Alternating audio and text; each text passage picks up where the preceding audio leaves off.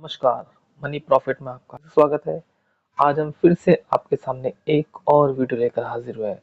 तो सबसे पहले मैं डिस्क्लेमर दूंगा कि यह चैनल सेबी से रजिस्टर्ड नहीं है, ना ही मैं सेबी से रजिस्टर्ड हूँ। निवेश करने से पहले अपने आर्थिक सलाहकार से जरूर बात कीजिए, उसी की सलाह पर आप निवेश कीजिएगा। यह वीडियो केवल और केवल एजुकेशनल पर्पज से बनाया जा रहा है। इस वीडियो का कोई भी ऐसा उद्देश्य नहीं है या इसमें ऐसा नहीं बोला जा रहा है कि आप इस पर्टिकुलर शेयर में इन्वेस्ट कीजिएगा। तो आइए चलते हैं वीडियो में हम आगे। सेंसेक्स आज जो ट्रेड कर रहा है 81,628, 162 पॉइंट ऊपर चढ़कर। निफ्टी 25,019 जो 37 पॉइंट ऊपर है। अभी सुबह का 9:30 बजे का टाइम हो रहा है, 9:39 का हो रहा है। और दोस्तों एक और दुखद सूचना कि जो हमारे देश के रत्न थे, रतन टाटा, जो हमेशा लोगों के लिए हमेशा लोगों के लिए काम आए। इन्होंने हमेशा ही जनता के बारे में सबसे पहले सोचा है। स्टॉक मार्केट के, उद्योग जगत के एक बड़ी पर्सनैलिटी जिनका कल 9 अक्टूबर को रात को निधन हो गया है। तो आइए हम अपने स्टॉक की तरफ चलते हैं।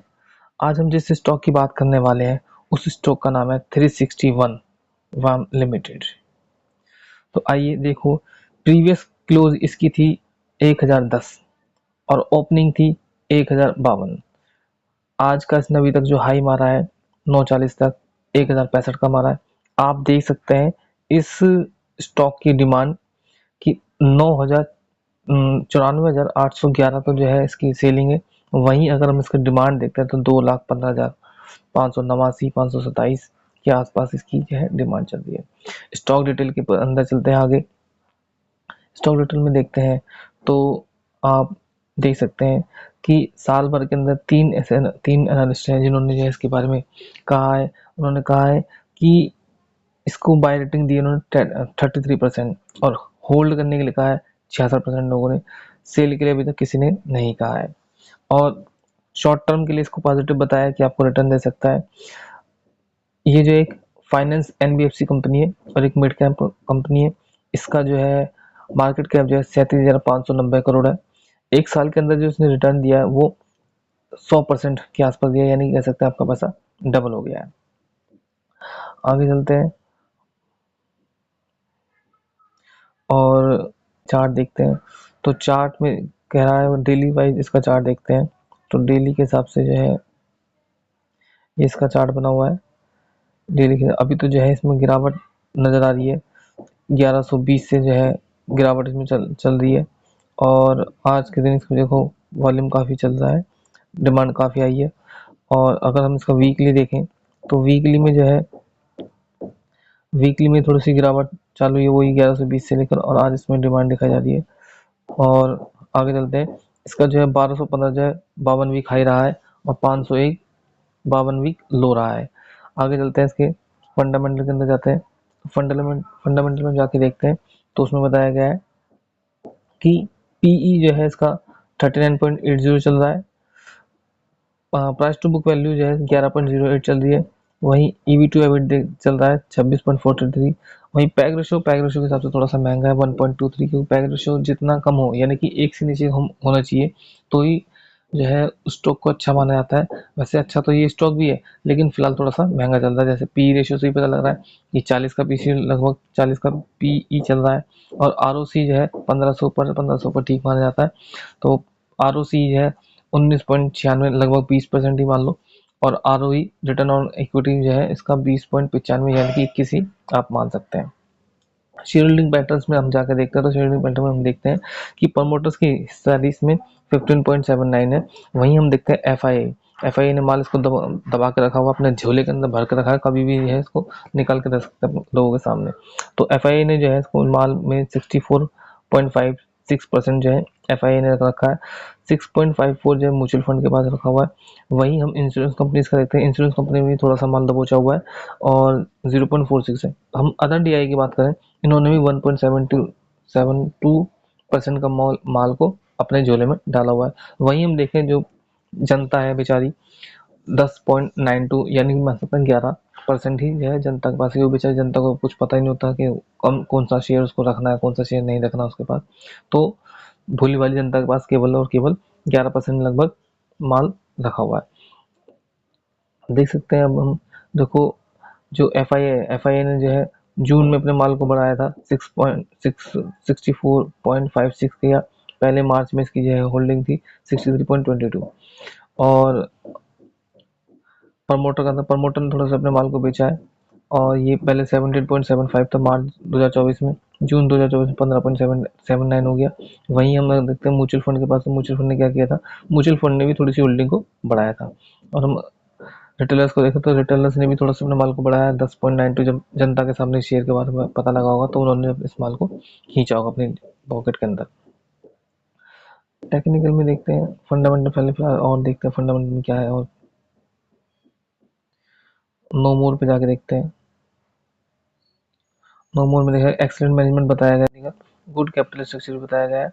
और ये कंपनी 644 कंपनीज में से फाइनेंस एनबीएफसी सेक्टर की 644 कंपनियां, उसमें से 29th रैंक पर आती है। गुड क्वालिटी कंपनी बेसिस बताया, लॉन्ग टर्म के हिसाब से बहुत अच्छी कंपनी बताई गई है।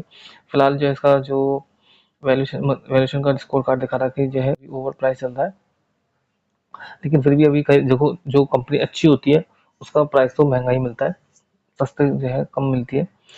और इसमें जो है 5 फैक्टर ऐसे हैं जो अच्छे बढ़िया तरीके से काम करें इसमें। देखो जैसे में प्रॉफिट आफ्टर टैक्स बताया गया है, हाइस्ट बताया गया है 305.71 करोड़ का।